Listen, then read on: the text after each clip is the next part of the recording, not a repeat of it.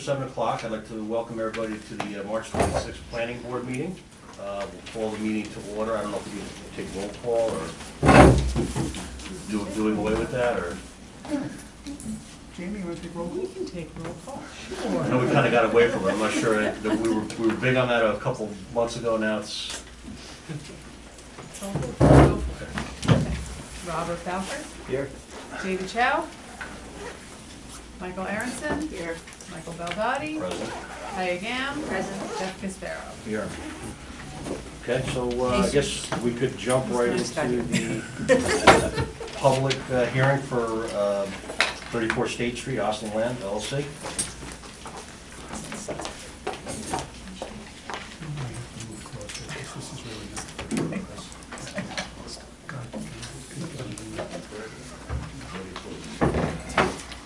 Good evening.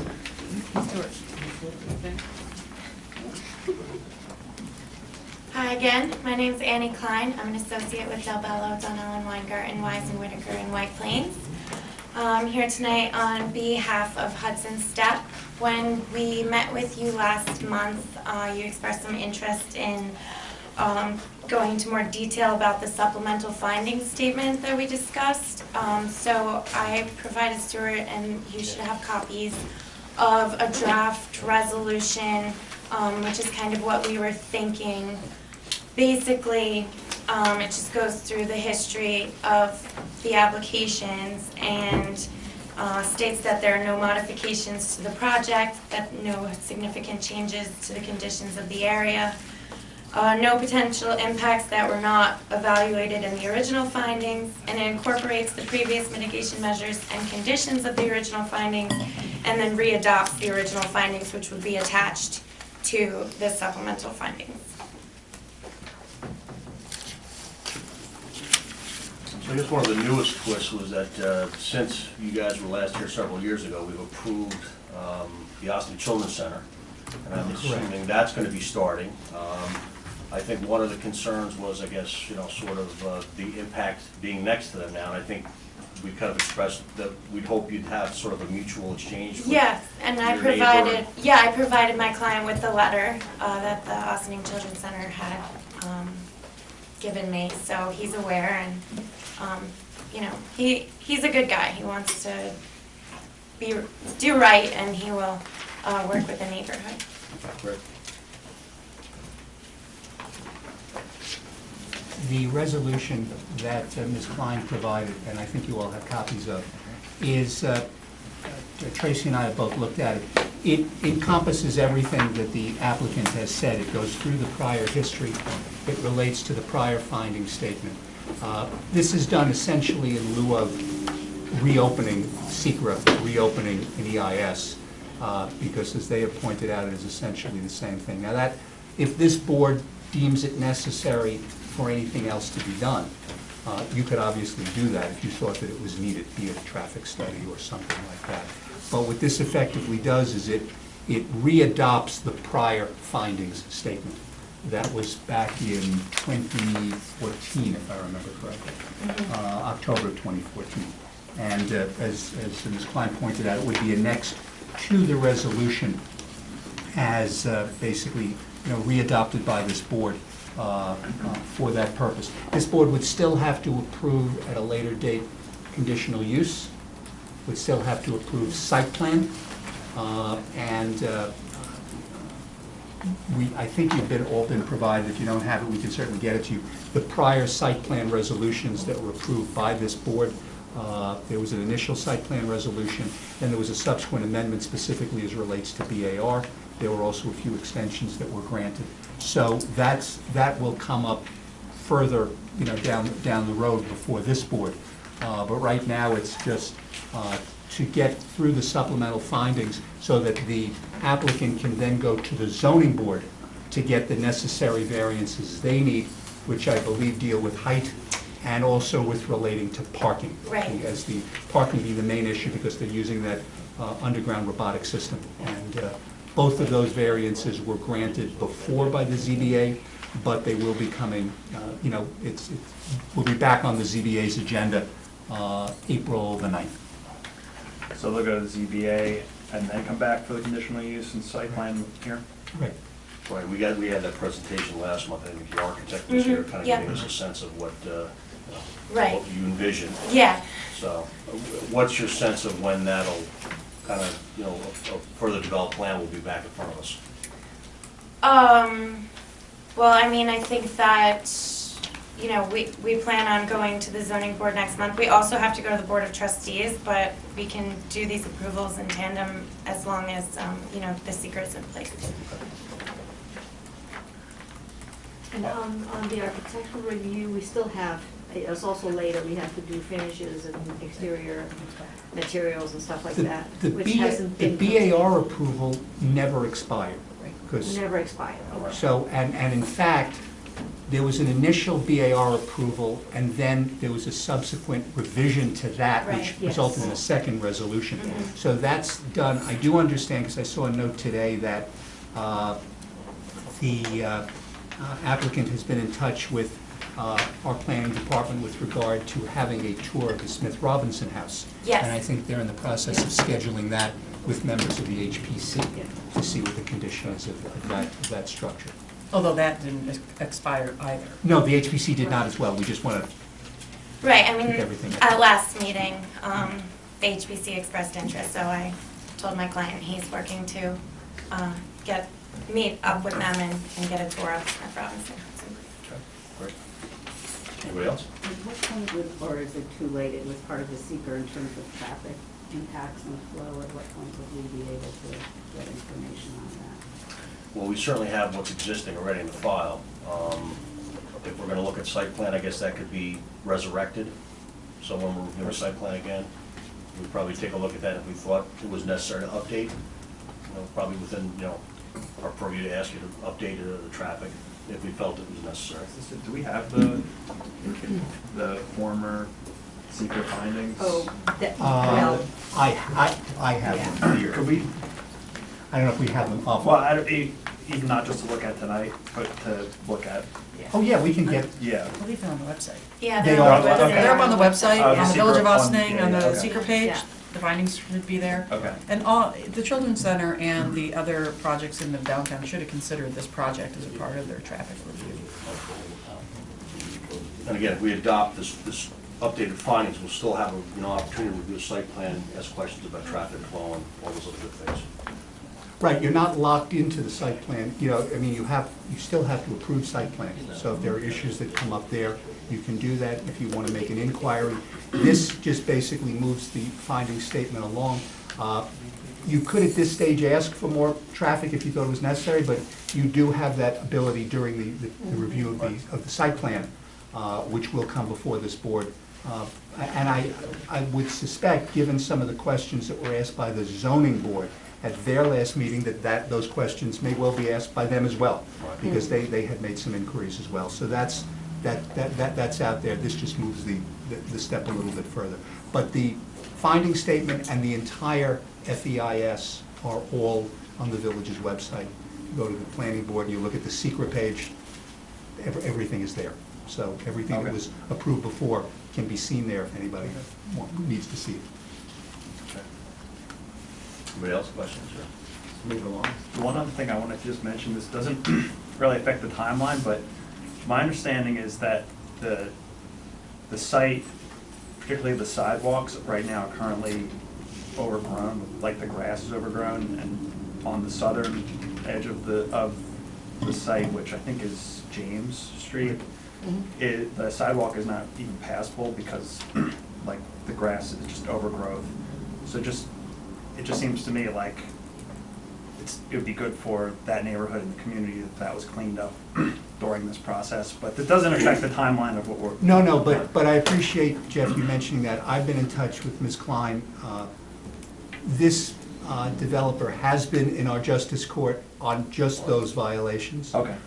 And this came up last month. And it too. came up, and I know that they have made an effort Yeah, to do a he's- lot more cleaning, particularly both on James and on Hunter, where there's a great deal of overgrowth there.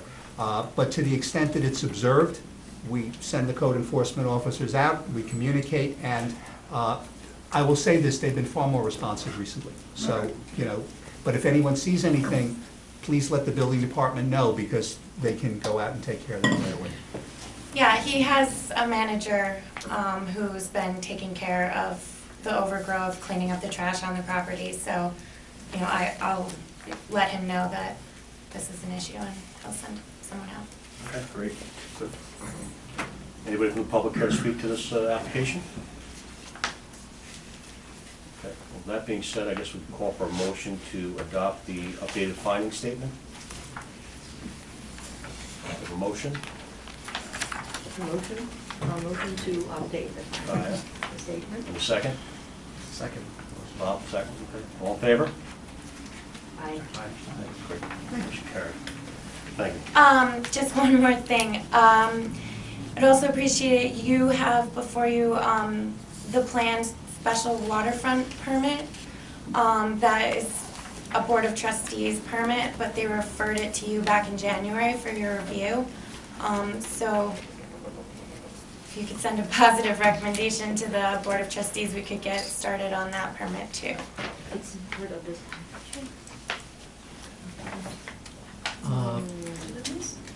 You would have gotten it at the beginning of this process, because it was filed with the Board of Trustees, and then they referred it here. All right, so that could continue as a ongoing kind of discussion. You can, you know, at some point, this board will have to issue a recommendation to the Board of Trustees, and then the board itself will conduct its own public hearing with regard to the issuance of the special waterfront permit. So that's, you know, the board doesn't want to, you know, reach that recommendation tonight, they can hold that, but that would be that's the next step in terms of the Board of Trustees, because they have to approve that Right. after they get your recommendation back. But that would have to be voted on next month, or we could just, between now and next month, come up with a recommendation? You can just come up with a recommendation, and then it can come, and then we can, and then it can just get referred to the Board of Trustees to put it back on their agenda for purposes of themselves conducting a public hearing as required by the code. Yeah, so whatever's done is not a final, No, they no, would continue to have a discussion and that right, sort of thing. because at the end of the day, they're the ones who issue the special waterfront permit. What's the board's purview? You want to hold it over for another month, or you want to move on that too? Or? We'll hold it and just, I mean, it has to go back to them anyway. Yeah. I don't know, it doesn't, Yeah, we're not what, saying. when they referred it to us, were they seeking us to do something specific, or? By code, any of those permits go to you for your recommendation as to whether the board should grant it. Okay. So it's essentially, they just send it to you Okay. as, So in There's no essence. reason that, I I mean, we mean, have done that basically, we're just already. repeating the whole process Yeah. in a So- more expedited fashion than what happened Right, and- years ago. well, in fact, in the past, this board did give a positive recommendation, went to the Board of Right. Trustees, they So- approved. And they in approved essence, it. we're approving, we're okay with what was presented 4 years ago, whatever was adopted 4 years Let's ago. not It's hold gonna it. change. Right. going Let's not forward. And the planned special waterfront permit is for the density bonus, and we went over last month, the off-site infrastructure improvements, the green building technologies, and the historic restoration. Those are all part of that permit before them, to get the density bonus. Okay, I don't have a problem. Yeah. No, I think we should, yeah. Let's move this along. Yeah, Michael? I agree. Dave? So with that, we'll basically set a referral. Mr. Chairman, what I'll do is I'll prepare a letter for your signature, we can just get it referred back to the Board of Trustees, and they'll take it from there. Thank you. Super. Great, thank you so much. Thanks. No, well, actually, we'll send it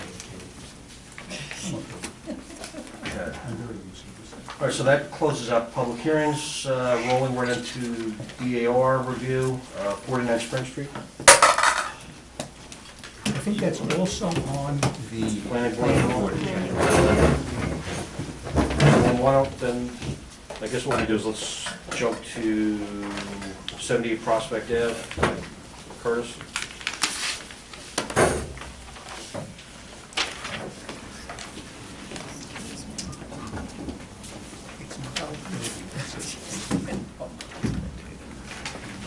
So I think last month, the applicant was going to come back with some color samples and some enhanced elevations. We got all 4 elevations now.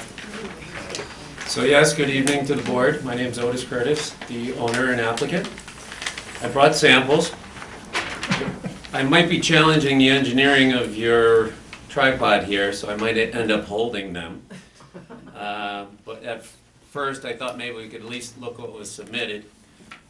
And the changes are on the gable with a board and batten. That was discussed as potential architectural feature element. So this is what was added. The first level is sterling gray, second level natural clay, and then the gable is sterling gray again. So, any questions to that? I think it's improved. I would agree. I've driven all around Ossining and I've seen what I think are great houses. I would love to share them with the board, however, they're on my phone. So if anyone wants to volunteer their email, I'll send them to you. But I also would like to suggest via this arts and craft effort, I tried to make it as clear as possible. It's not very easy to get the right material sample to match the color sample. So on your left, you'll see the correct material as outlined in the design, and then on the right, your right, is the color as proposed. I could not get the board and batten, which would be in between the roof, so this is the actual proposed shingle color. This is the correct material for the second level. I don't have the board and batten in between on the gables, and then the clavered 5-inch for the first level. Okay, so just for the record, you can just kind of tell us what the colors are so that we know. So on the right-hand side, as outlined in the proposal, is sterling gray, second level natural clay, and then the gable would repeat sterling gray. And then the roof shingle is? I think it's wood burn. I think it's written on the design, I just can't read it when I print it on an 8.5 by 11. I got the right one. Driftwood. Driftwood, yeah, driftwood. Questions?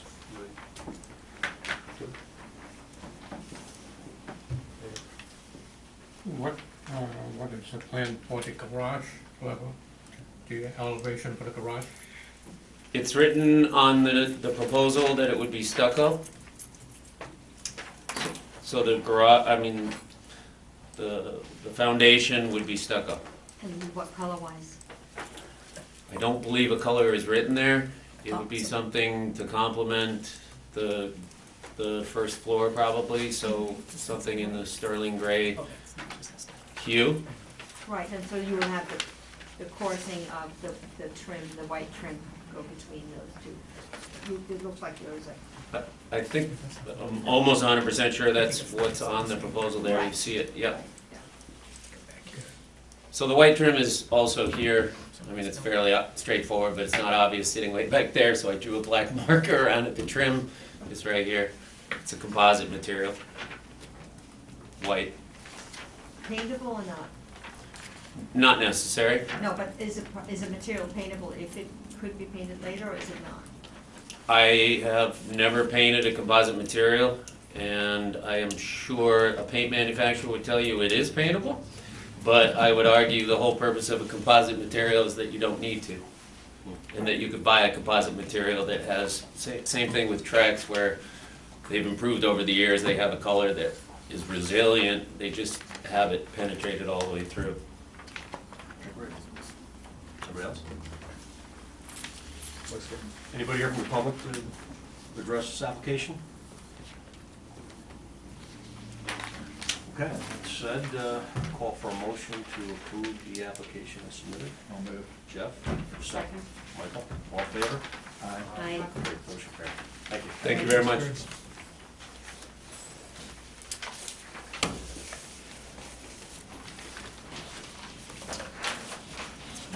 So essentially, that closes out BAR. Planning Board, 2111 Hudson EFT, any name? And that's still getting worked out with the village engineer and the. Yes, and there was joining a meeting last week that I attended with the engineers and for the two sides, plus council, and we're trying to accommodate and work something out too. Right. So Okay. that's where we are. Super, thanks. So that leaves us with 49 Spring, let's hear for planning board and VAR.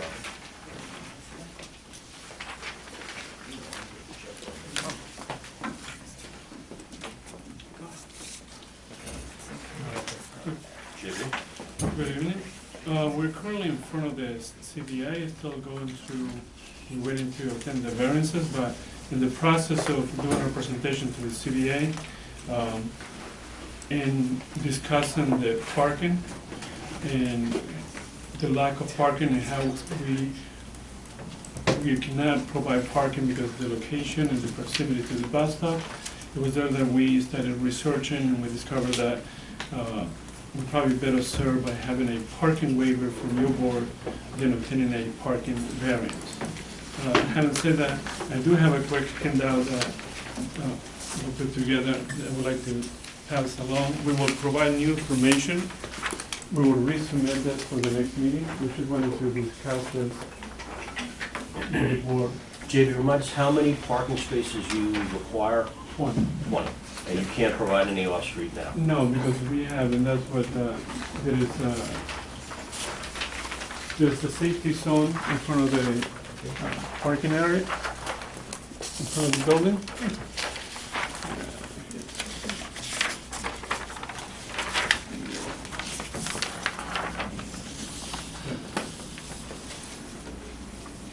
Because of the location of the lot, the whole area in front of the lot is striped, and as you can tell in the aerial view is more clearly defined.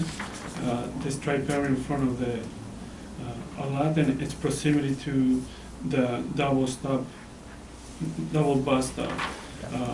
As you can tell, I'm sure if it was possible, there would have been another parking space in front of our lot right now. And even if we're able to get into the lot, the maximum probably we can get is 2 or 3 parking spaces. But again, that will be impossible because of the location and the curb cut that will be required.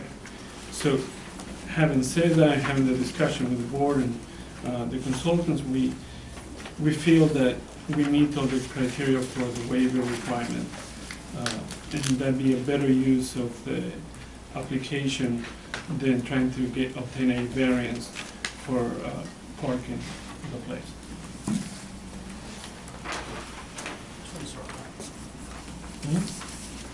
This one. Okay, there's been a history certainly of the village giving the exemption to other developers who develop along Spring and Main Street, so.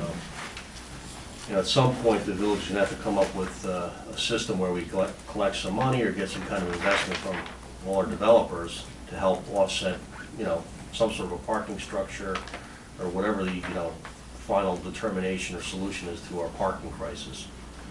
I can just imagine so many cars being double parked here. It's already a one-way street. during Yeah, rush well, hour. this has always been the challenge. You want to keep development happening, but, you're also kind of compounding a kind of a difficult parking situation Especially in already. spring, it's already Yeah. super congested there. And the difference between a waiver and a variance is, The variance, Michael, is something you get from the zoning board.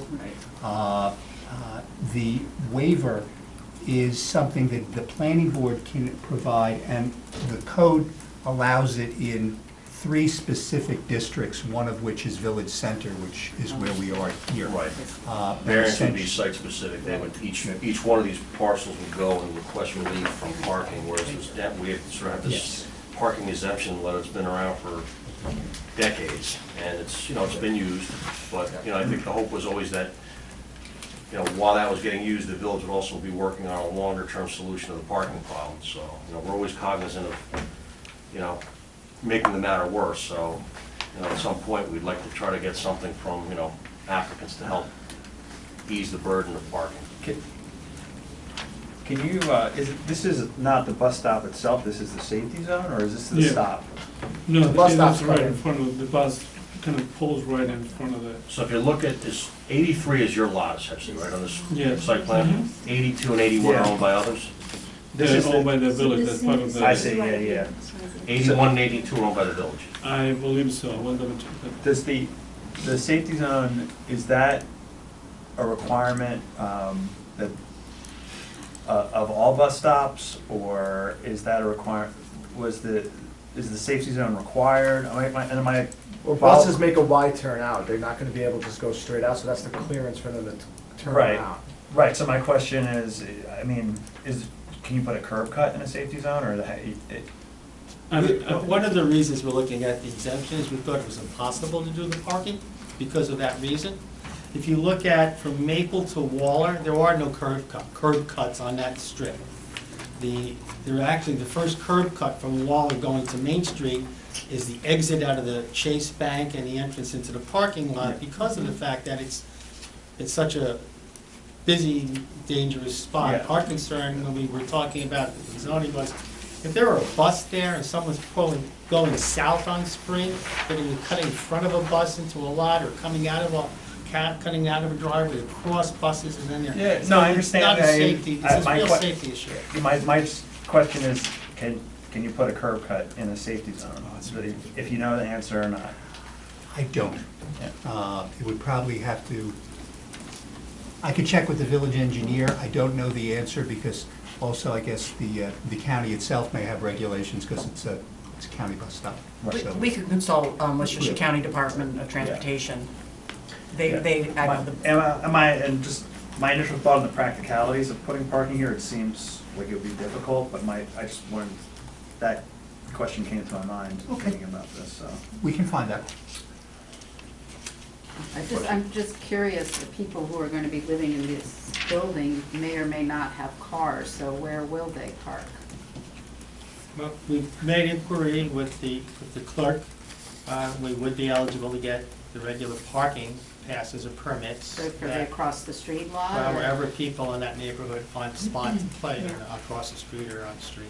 So they would be eligible as anyone else would for that. I mean, I really think going forward, it would help if the applicant studies the parking, like what the status is of our various municipal lots downtown. Like if they could come and say, we've conducted a study and we've observed that, 90% of the lot is utilized from, the evening till the morning, giving us some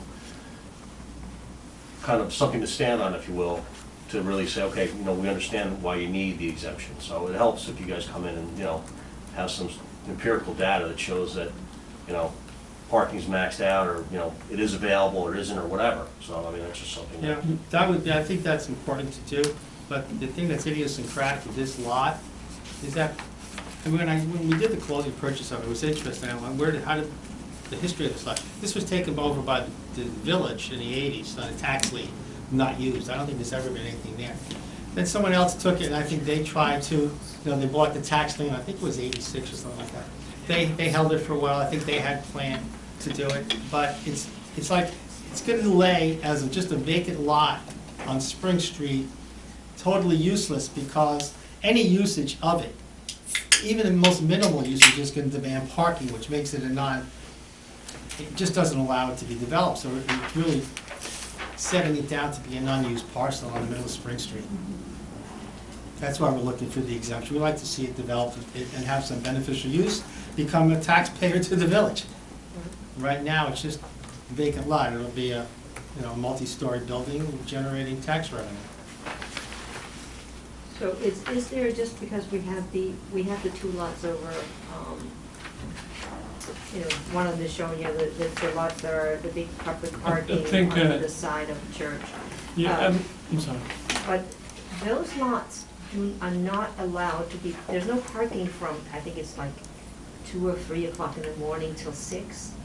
So we have a lot of parking that's potentially available for people living in the area, but they can't use it because they can't go to sleep and wake up next morning without having a ticket, $35.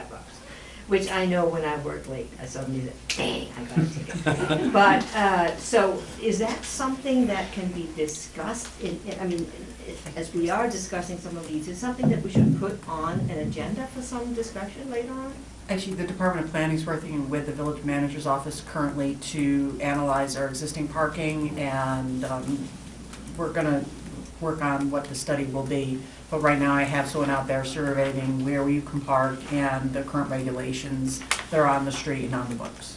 So we're working on that and realize that this is an issue and looking to address this, and we'll, sure it'll be a topic covered in the comprehensive plan that we're gonna work on this summer. And also on tomorrow night's Board of Trustees work session agenda, there will be a discussion of certain parking changes in this area to do that. And the code allows essentially the manager to make those changes just by presenting it to the Board of Trustees. So there will be certain things that will be done. There's more to be done, but that will be something that will be a subject of discussion tomorrow night before the BOT. I'm just, because I'm in favor of this. I'm in favor of giving you that allowance.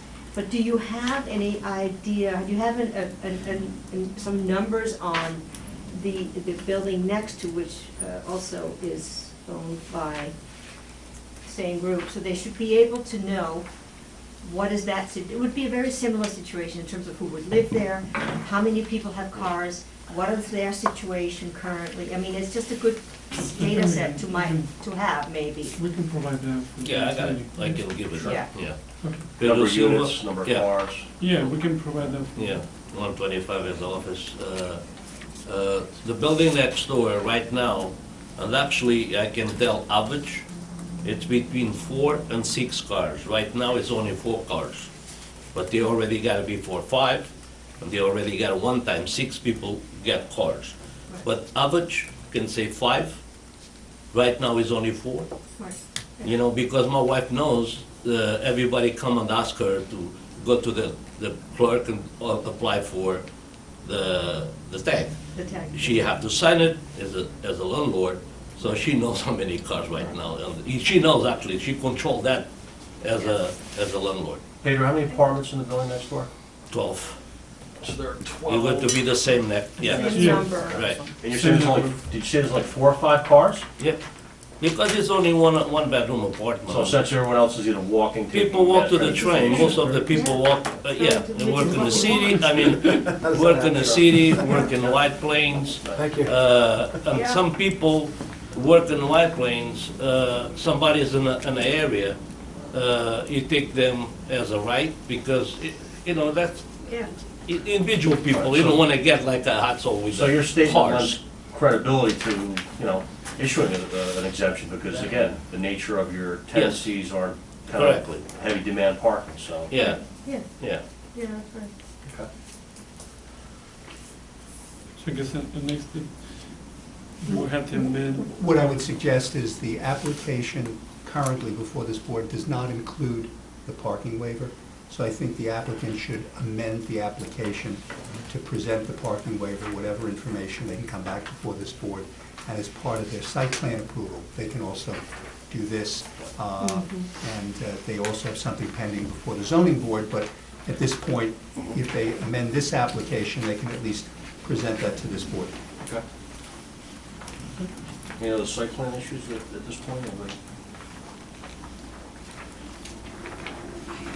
I think we have, the last time we presented the board, there were a couple of things for BAR that we were gonna bring back at the next meeting.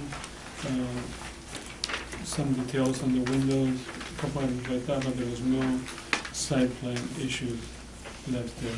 It's just the variances that we need to, Right. well, I'm assuming that would be one variance. Right, and the variance that would be requested deals with the buffer with regard to the aqueduct, and that's currently before the zoning board.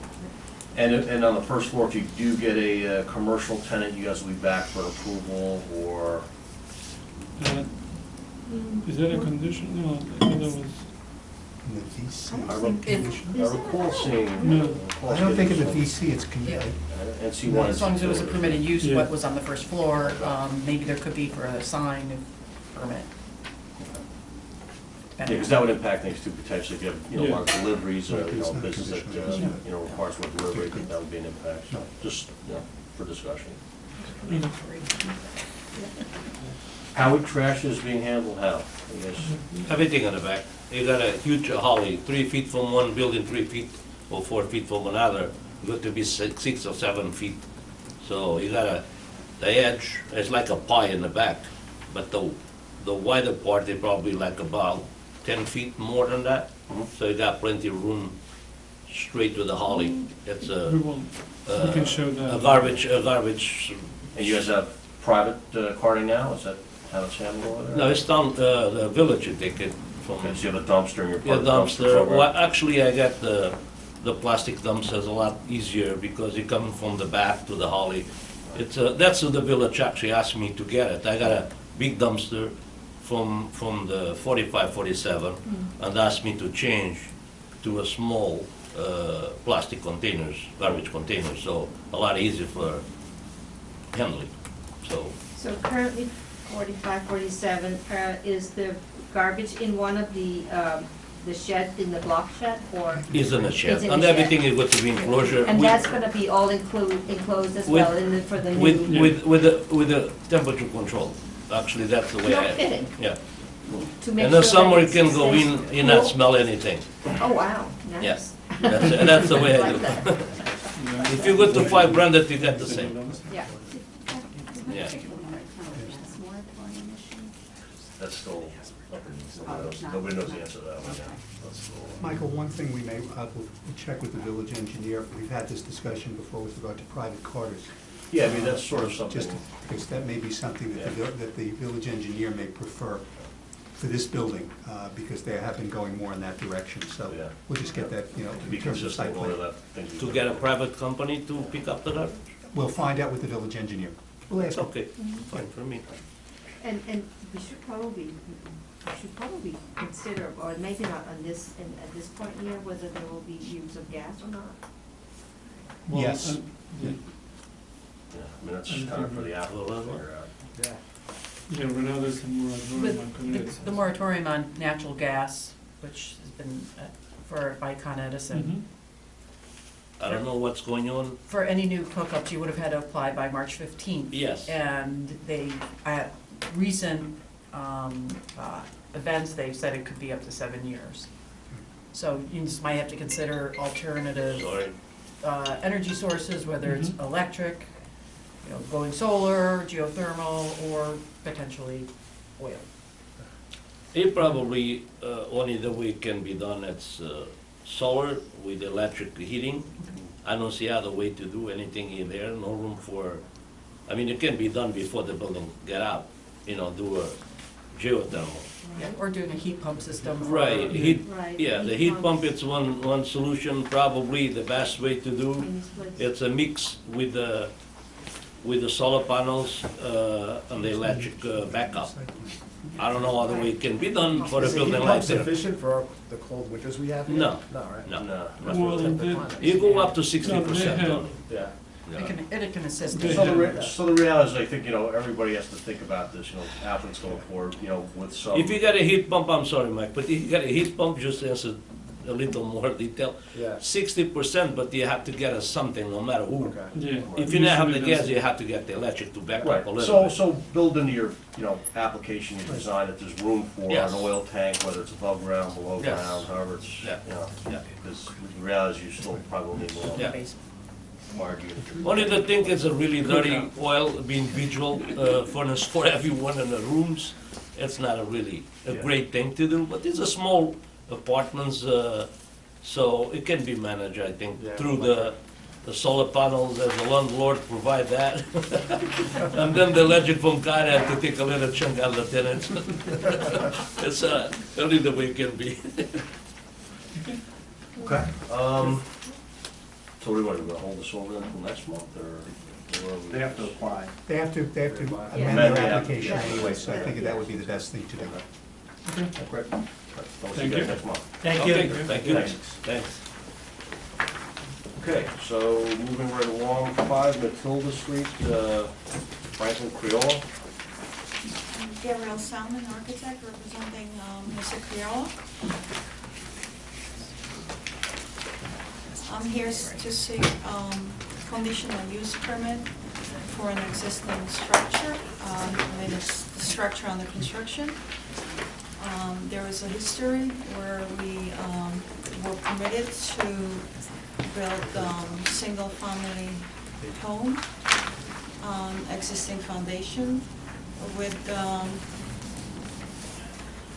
with provision that the law will change in a couple months, and we will be able to convert it into two-family. However, the law is not here yet, and the building is in the position where we need to decide what the next step will be. This building is constructed on outside, and basically the Village of Asning code reads that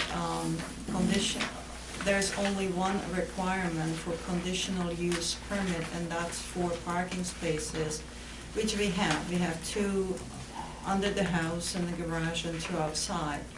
So basically, with that, we are complying with the one and only requirement.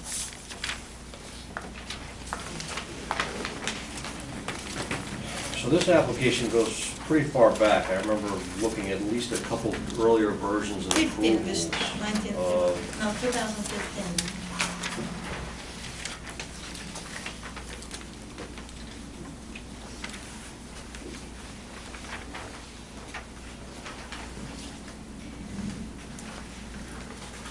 And when was there a discussion about the change of the law? I think that, from what I recall, there may have been a discussion, not even internally here, but sort of with the applicant, that, you know, at some point that, you know, the village may make it that in a T-zone, you don't need, you know, it's not a conditional use to essentially make it into a two-family. But, you know, that's currently what the 2009 zoning law provides. So to go from a 1 to a 2, you still need a conditional use permit, even in a T-zone, which is why the application is here now. It's just that there's been a lot of delays with this application, and that's kind of the challenge here, that, you know, we approve these things assuming that there's sort of be a judicious, you know, effort to get these things done and built, and then, you know, a year or 2 goes by, and then we come back and we hear that, you know, maybe there's something that's not quite as, you know, approved, being built or talked about, like what we approved. So, you know, that's, I think, kind of... We are on hold because of, you know, the issue of either 2 or 1. You know, my client doesn't want to move forward and, you know, to have to change things or tear things apart in a couple months down the road. I think the approval for the one house was in 2018, right? Yes, we were granted permission to build this single-family home, but we were told that the law is coming, that by the time we are in the middle of it, it will be... I think I was on the board at the time. I remember this property. But I remember the don't- long driveway. Yeah. But I don't recall that we had that discussion, that there was a possibility of making it a two-family. It was discussed with the village manager. But it wasn't discussed here. Right, I mean... Well, because I think essentially, we before have you would have been, the final I think it was say. BAR, because as a single family, doesn't require planning board. Right, just BR approval. So it's just It was BAR just approval. BAR. It was just Okay. BAR. Correct. Yeah. Correct. So one way or the other, it was a it was proposed 1 family, and now it's... The building proposed- permit was issued as a one-family. Now it's proposed 2-family. It was Or originally... this is to, I'm sorry. It I was missed something originally here. proposed Was it as 2-family. Is this an as-built request, or? No, it's, there's nothing there now. Hasn't been built. No, No, yeah. it's been It was built. built on an No. existing foundation. Has been built. Yeah, it's I just looked at some, it's a No. it's been They built. want to over convert here, as a so we single haven't- family. They want, yeah, as a, okay, built so- as a single, they want to now make it And a I think what it two. is the size of it. So, okay, It so has we the don't- feel of a 2-family. Right, okay, so we just don't It's a have any... 4-bedroom, 2-bath So they're house, gonna have to- single-family house. They're going to, it was designed in a way that it could be... Yes. Correct. Correct. It's a 6-bedroom, 5-bath. Was... Has it already been built out as a 2-family, and now we're approving it as an as-built? Well, it's been built as an external structure. We have not divided inside because we're waiting permits. I'm sorry, could I? This is the line. Yeah, I mean, it would have been nice had we had some documentation of this in terms of photo documentation.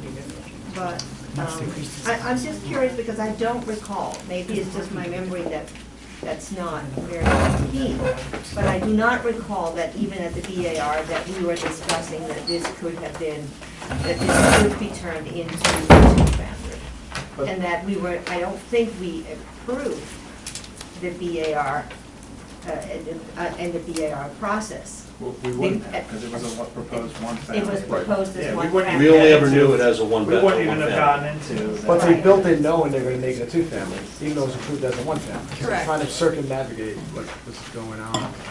Yeah, I mean, they didn't actually have to come, when it was before us on BAR, we were really probably looking at the exterior. Yeah. So we wouldn't have thought about. Right, we were looking at something That's similar to different what we from have the here plan. in terms of the elevations, right? I don't have these older drawings in front of me, but I'm assuming that it would be identical, maybe with some changes of windows. Do you have the original? Do Well, you have the one that was approved? well, basically, there was, the door wasn't in here. It was, it was only one door. There was a single, it was a Center Hall Colonial feel, basically.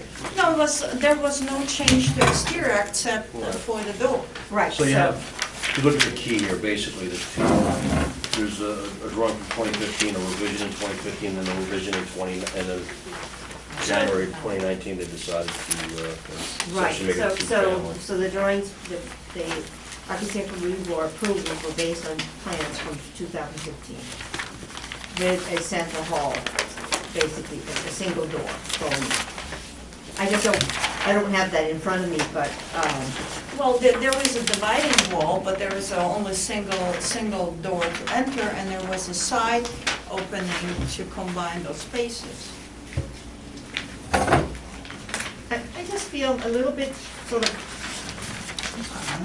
I find it a little problematic that we approved something as a single family and that it was not clarified by the architect that this could and But We we may didn't wouldn't. approve we a may single not family. have It gone was out of before the right. architectural review board. We didn't because approve a never But we got approved requested. the architectural, BAR. the BAR, that's what I But we mean. didn't approve a single family.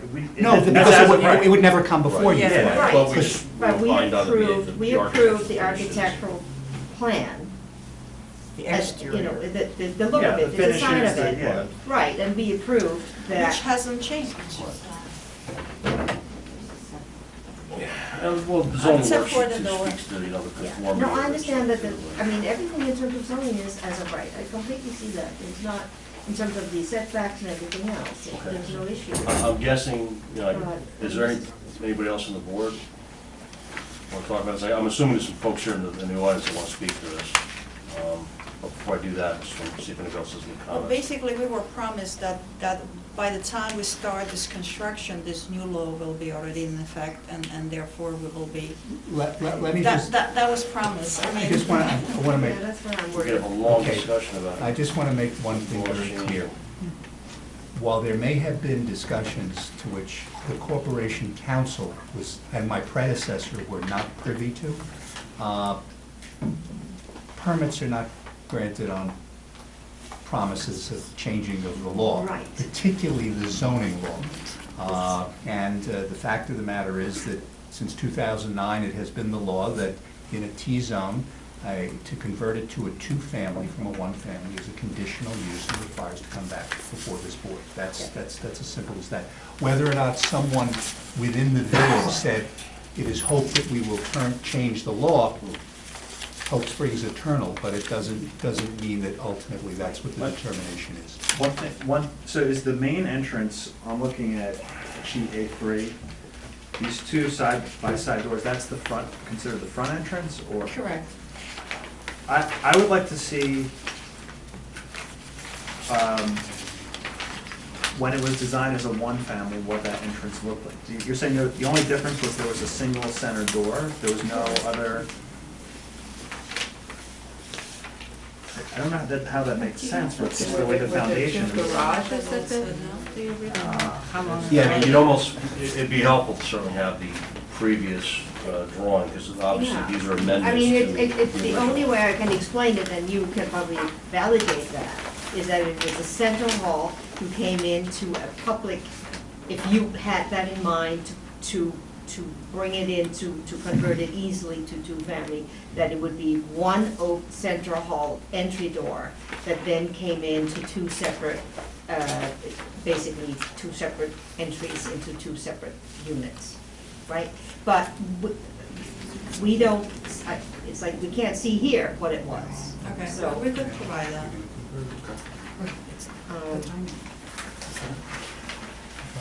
So, kind of ask the public to, if anybody's here from the public to speak to this, please come up and just mention your name, address, and the floor is yours. I just want to I misspoke before, it will be 2 3-bedroom units as proposed with 2.5 baths in each unit. I did misspoke. 2 3-bedrooms, so 6 total bedrooms, Correct. 5 bathrooms. or 2.5. 4 full Correct. full and 2 4. halves. Right. This would be, Big house, big single family. Yeah. which is permissible in its Yeah. square footage. 100%. Okay. Sir? Good evening, my name is Michael Colon. Could you please come up to the mic? Sure. I live at 1 Matilda Street, I'm Michael Colon. My primary residence is next door. And I'm just I'm a little more than a little curious about why this applicant hasn't come before this board with the completed project as this board approved. We approved a 1-family, why didn't they just build it? This nonsense about we're waiting for the law to change and so therefore we're coming before the board now. I think the Honorable Corporation Counsel spoke pretty eloquently about that. That's just nonsense, you know. Wait till the law might change and then come before this board with your sudden change in plans. My concern is that there's been some deliberate deception in plain sight. We always thought that this was never going to be a 1-family house. And the original plans that we saw, my recollection, had like 5 or 6 bathrooms and more than 4 bedrooms. I understand you can have as many bathrooms as you want in a house, that's fine. But now it appears that they're just changing the physical layout, the physical plans of this house to now make it a 2-family, to do an end run around this board's original determinations, and every other board that they've come before. So I'm concerned this will continue. This is clearly deception in plain sight. Is it going to be a 6-family? Is it going to be a 5-family? So I have a whole slew of questions besides a whole slew of concerns about the way that they've been handling this construction throughout this time. But in the first instance, I just don't get why they haven't just built what this board approved and then come to you and said, here, we need a variance for whatever. Here's what we did. We followed all your instructions, and here's why we're entitled to a variance. They're not doing that. Can I just note something? We did not come before planning board with the single family house because we didn't need it, it's not required. We just went for architectural review. You came for architectural You review. still, right, you were in front of the board, but the With the DOR. architectural review. Yeah, right, and you supplied a set of plans. Yeah, for that. Right, and you supplied a set of plans, both elevations and floor plans of every single floor. Right. Okay, so now there's a double wall going down the middle. Did you already have that in your original plans? Yes. You had a double wall? Yes, because it's So a you had fire 12 rating. inches between the two sections of the house, vertically. It's, the I- double wall separates the 2 units. It's 2 hours radius. So you just basically But- admitted that, Did you have that in your original plans Yes. when it was Yes. supposed to be a single family? So where was the door? Because the, It was open, you know, there was open section. well, I think at the minimum, we need to look at what was approved 4 years I ago. think so. There's a door in And the double compare it to wall. what we're being presented now. We can Right also down the middle. provide the board with the building permit Yeah, from that. permits, Right. absolutely. Which I think is what Kaya was asking for in terms of. Right, and I also see that the foundation has a complete separation between the 2 spaces. I'd like to see that, you know, what we approved. If we approve this, then, yeah. Okay, because Anyone I else? just said that was presented and we'll. Anyone else from the public? Hi, Adam Markovic, 7 Matilda Street. Okay, so we're here before the planning board, not the Board of Architectural Review, which is the board this applicant appeared before roughly a year ago with the intent to build a single-family house. A single-family house was there. Now that they're proposing a two-family house, we start from scratch. And this board needs to look at 270-51 and all the criteria that this board is supposed to look to when approving a new structure that doesn't fall squarely within the footprint of pre-existing structure. Those considerations include that all proposed structures are readily accessible for fire, ambulance, and police protection.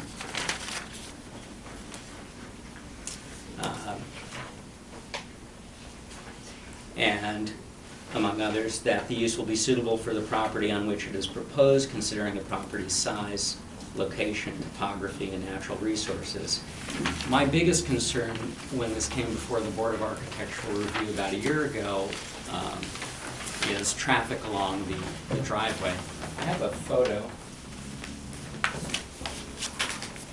just to refresh the board's recollection that I can pass around.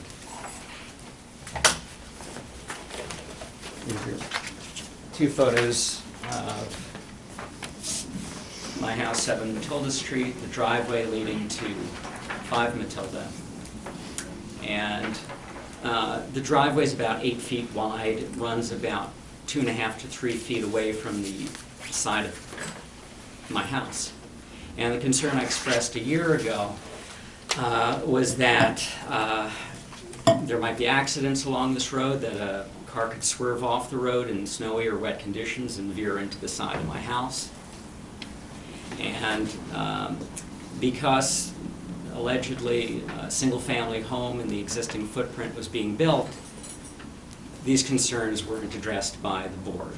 The Board of Architectural Review is just looking to see whether the building was compatible with the neighboring properties. But now we're here again from scratch. We're here before the planning board. It's got to determine whether this plan makes sense in terms of issues like traffic and fire and ambulance access to this property. There are going to be a number of families living here, and this 8-foot wide driveway may not be sufficient to serve them with emergency services. There's going to be increased traffic along this driveway, and there's a significant risk of accidents happening. So that's my primary concern. I'd urge the planning board to look back at Village Code 270-51, subsection A, and in particular paragraphs 1 and 6, which refer to this board's obligation to evaluate the appropriateness of traffic access to a proposed new structure. Thank you. On that issue, I'd like to add that my client owns the property next door, which has exit to Snowden, and there's no issue to. Think back here, right? Correct. This property back there? Yes. He owns, yeah, I mean, at one time, I think you guys were proposing multiple units back there. This was years ago. No. There was a proposal by JB for Snowden. I think there's a 2-family unit there. That's all. So, The second family. so I would like to, actually, I thought, when I was looking at this, that it would be a perfect situation to ask for a variance or with the zoning board to actually have a shared driveway, a right-of-way. And if the owner is the same, it is like, almost like, why not? Well, he could ride himself right away. So then this driveway would only function as an emergency driveway. If that was the case, then we're looking at a different animal in terms of access back and forth. If I may, I have to interrupt. That driveway is an easement to 3 Matilda Street, which is adjacent to 5 Matilda Street. So Which it's also not has just a used for frontage 5 on Matilda Snowden. Street. The only way to get to 3 Matilda Street is through that driveway. But also, 3 Matilda Right. has a frontage on Snowden. Well, you see, yeah, and then yeah, it's right in the center that goes into 3 Matilda, yeah. So, but then it would only be having the same use as it currently has, right? If you decided to go that route and basically say, this is not gonna be a main entrance, you know, you can gate it off a little bit Wait, can you up. show me where on the, Oh, sorry. So, There's an adjacent lot owned by the same owner here. right, there's 2 buildings right here. You want me to call up the tax map? Sort of, that's Yeah. kind of Snowden out there. This is the entrance to Tax 3 maps. Matilda. it says tax lot 87. Right. We're leaving that, hold on. Long map. Wrong map, this is. But, yeah, and 3 Matilda is also nested within all the rock. There's a lot of rock right there. Right. So that also makes it difficult. It's a difference. Just a few things. One, when the zoning board, way back when, was considering the Snowden Avenue property, Yeah. there were certain restrictions that they put in terms of the ability to essentially go from Matilda all the way through to Snowden.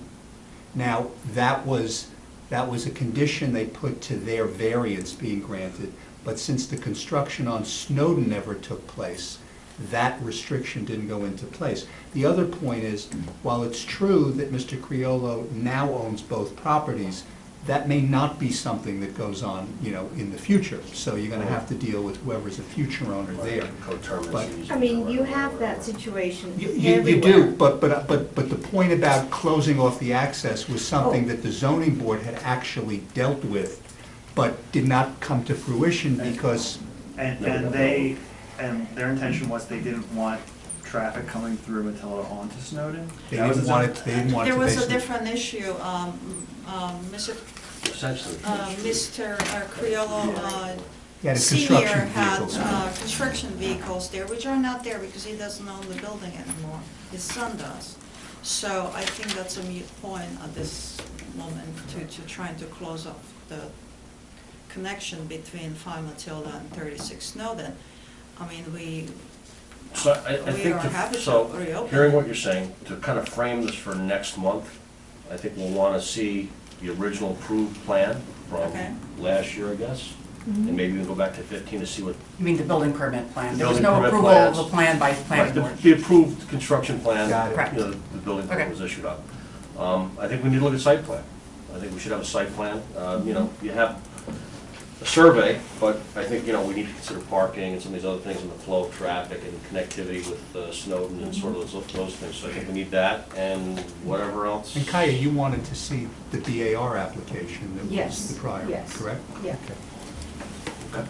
I just think if we were Yeah. considering a 2-family from scratch, we would look at, you know, potentially where the main entrances are gonna be and where the Sure. parking is gonna be and things like that.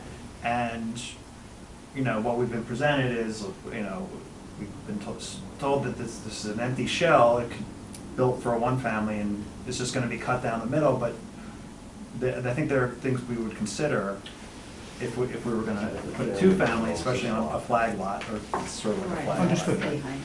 Well, I mean, for the years, structure is over existing foundation, foundation, we have not changed any of that.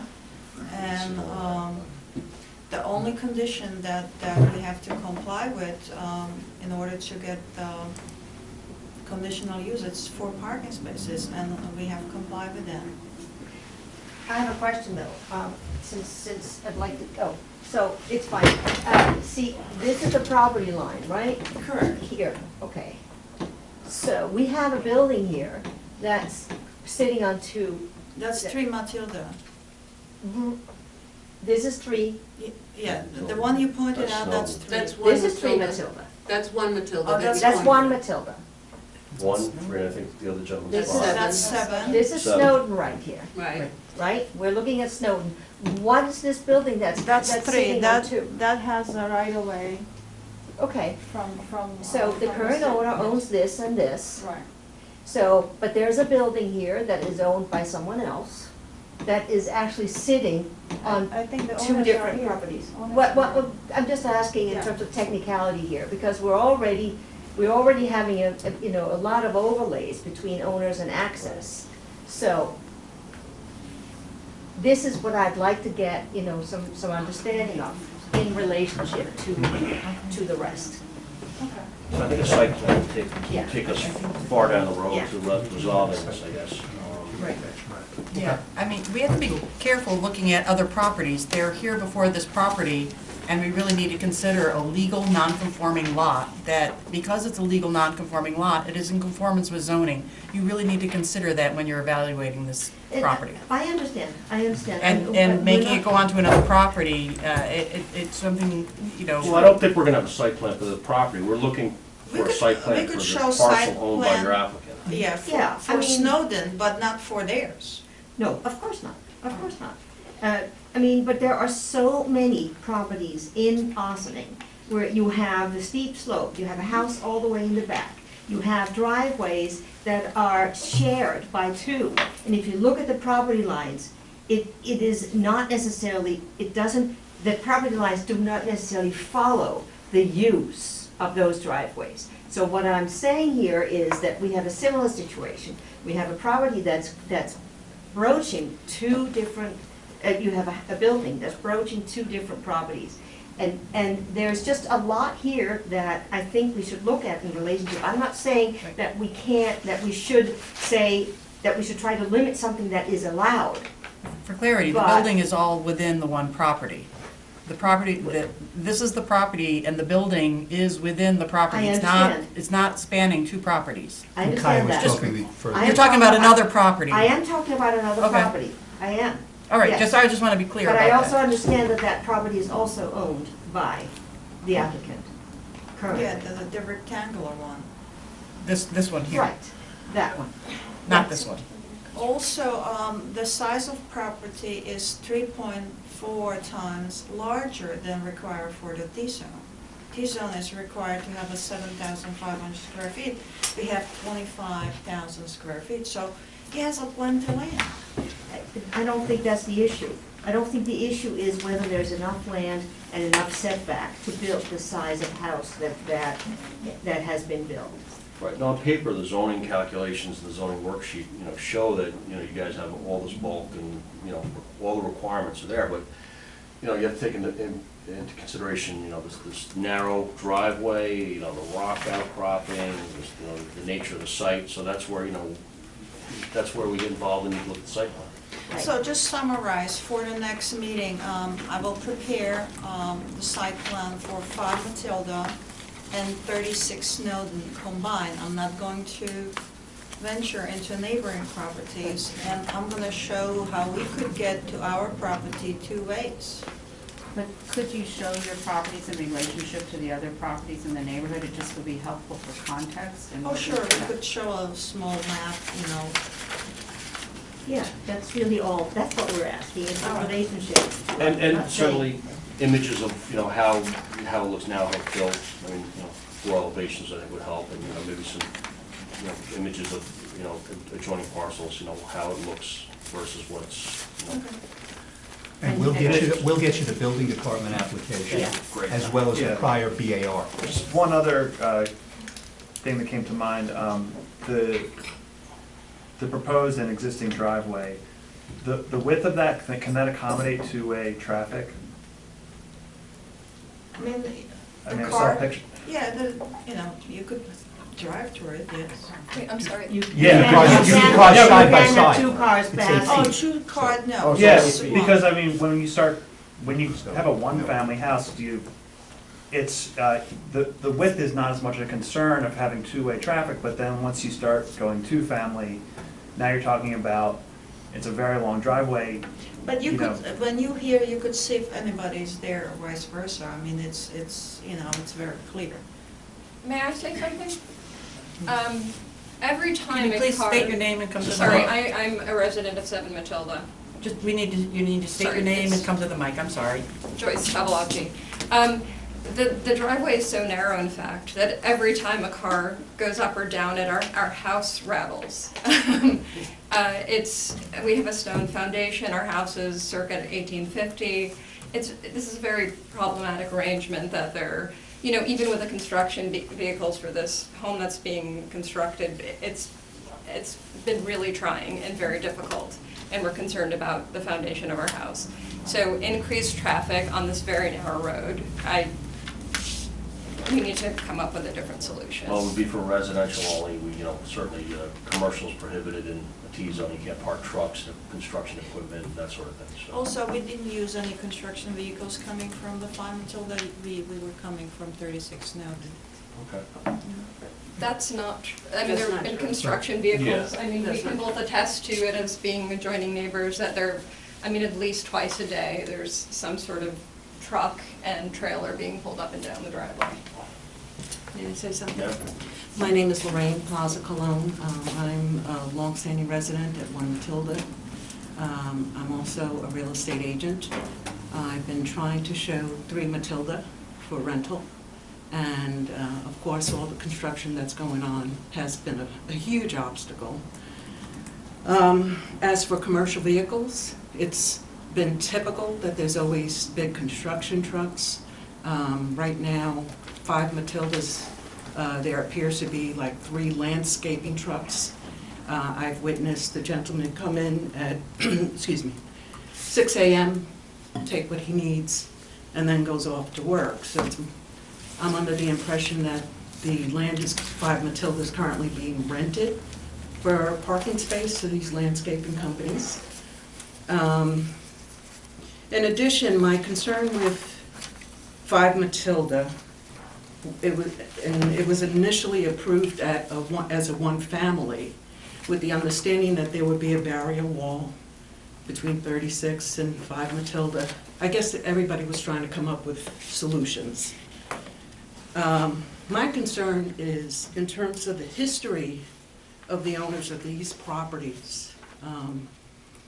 I've presented it to council because when we were asked to increase our taxes, we're like, wait a minute. There was a history of a lot of fines and violations. So my concern with, specifically about 5 Matilda is, they initially got approved for 1 family, disregarded that and built a 2-family. And my concern with the history of overpopulation, that this is in fact going to be more than just a 2-family.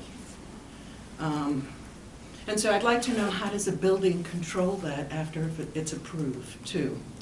You know, if you go ahead and build a 2-family, and now you got 5 families living in the house. So to your question, to your point, we review the plans, we approve whatever the board feels is appropriate for the site, whether it's a single family or 2-family. But after that, there's a CO issue. We're not a policing board, we just basically Right, so that if you administrate looked at the zoning history code. of the way the properties have in other locations, for me, it's a repeat of what So we've already been we're gonna work through. hard not to have Right. that happen here. So, with that said, I think we can close this out. Just one last question. Is there any work going on at this site right now? Yeah, it's fully permitted. So have you filed a permit for an application for a 2-family permit? No, we have open permit for construction, and we are building. For a single-family house. Yeah, so my question is, but there's been a new application for 2. Right, but we didn't get that permit yet. We're still 1 family until that happens. Something seems wrong to me that you could, Where are you? that you could continue work under a permit for something that you no longer seek to build. Intend to do, right? You're basically, you're kind of flouting the law, if you will.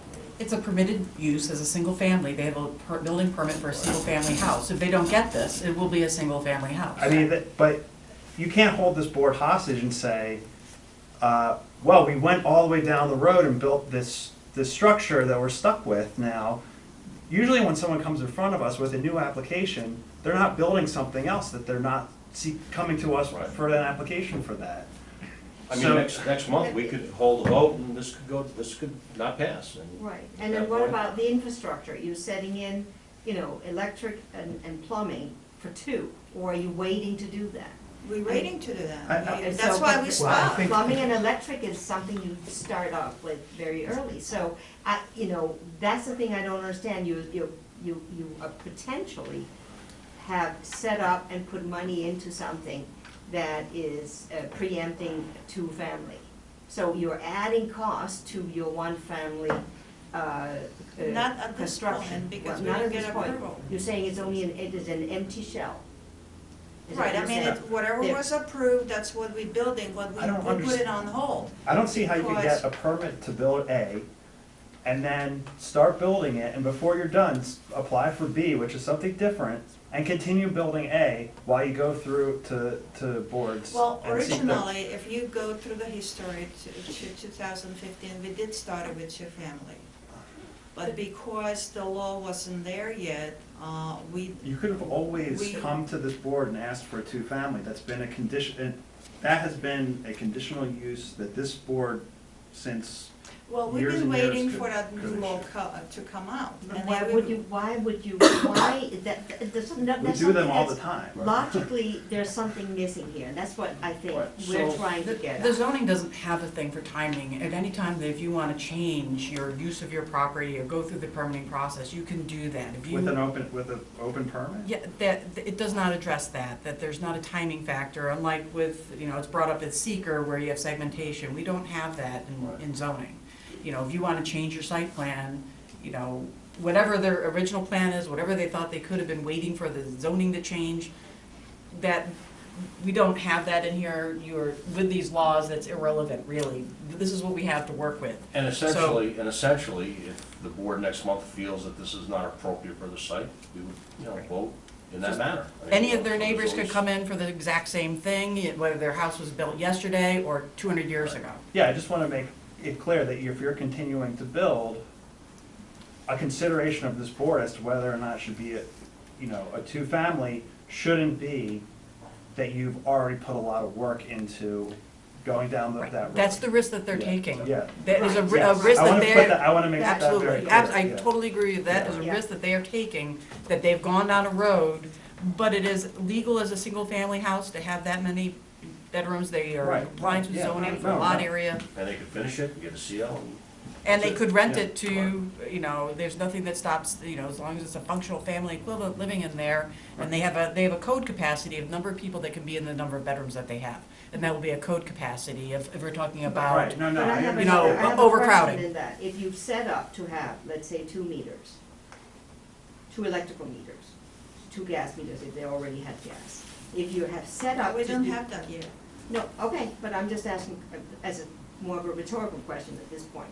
So if you've set it up to have 2 meters and you don't get a permission, and then you say this is only a single-family house, I mean, those are. you have to cancel this out. The building, That's a building the department. code. That's a building The department. code, Second, the left. code has now been amended. The housing code has been amended in the village, that if you have, for example, 2 gas meters, the presumption is that it's that you have at least 2 families living in there. Yeah. So that if you're in a single-family zone and you're observing that, that's something that we can now go into court with the presumption that they would have to prove, no, it's actually only 1, but we have 2 meters for whatever reason. They'd have to prove that. The other point, in response to something that Jeff was mentioning, with an open permit, the building department has the ability to go into the location to see exactly what's going on. But as Tracy points out, they're building it essentially at their peril, because this board could turn around and say, we're not granting the conditional use permit, and it's a single family. That then will require subsequent policing through the building department to make sure that in fact it's being used as a single family. But that's where we are right now. But we can, all this other information other than the site plan, we'll be able to provide you well before the next meeting. Okay, so with that said, we can do adjournments for the next one? Yeah. Yeah, that work? Okay, great, thanks. Okay, so that concludes. Just, Is there any other? Michael, just approving the resolutions and minutes from the last meeting?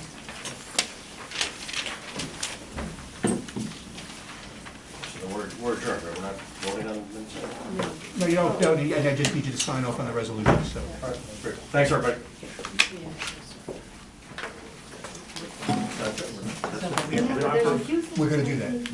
We're not, basically Stuart said he went back and researched the code, we don't have to vote Minutes, on minutes. the requirement, let me do this, under the law, is that minutes have to be published within 2 weeks of the meeting. There is no requirement that minutes have to be approved. Oh, okay. So this December minutes, we know. Those December minutes, we post them, we will post them basically as, it will say draft. The board wants to, they can do, but it's not a requirement under New York's open meetings law or anything like that. Just have to have them out with executive session, they have to be out in a week. Right, and for cover, obviously, whatever resolution, which is application specific gets approved, that's sort of like the final, Yeah. law, the final, determination, so minutes are more of a kind of a sort of recap of how the meeting went, I guess. Right. I mean, you can always, right, you could be able to, let's say if there's something, I mean, you review them so Yeah. that we can see if there's Well, something. that's why we get them out, so that if we Yeah, saw so something that could be if there's an changed. error in whatever, yeah. Catherine, we're done, huh? We're done.